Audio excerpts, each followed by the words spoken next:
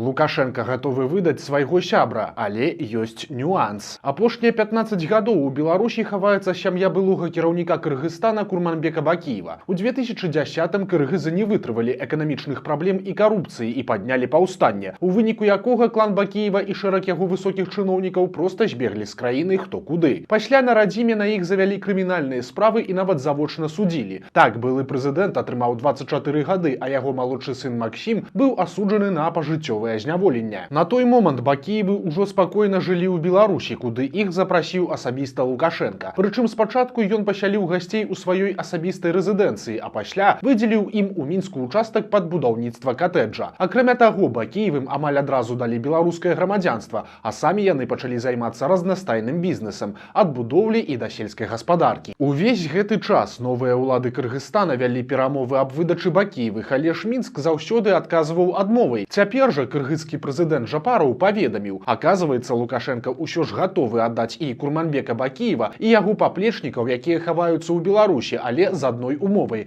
каб тых не саджалі ў турму. Цяпер улады Кыргызстана ўсур'ёз думаюць пра такі варыянт. Логіка ў іх такая: калі Бакиевы і іх чыноўнікі дадуць падрабязныя паказанні пра ўсе іх карупцыйныя схемы, то магчыма гэта дапаможа вярнуць хаця б частку скрадзеных грошай у бюджэт, ну і выратуе саміх Бакиевых ад зняволення. Калі Лукашенко сапраўды раптам вырашыць выдаць сваіх гасцей, то гэта будзе вельмі нечаканы крок.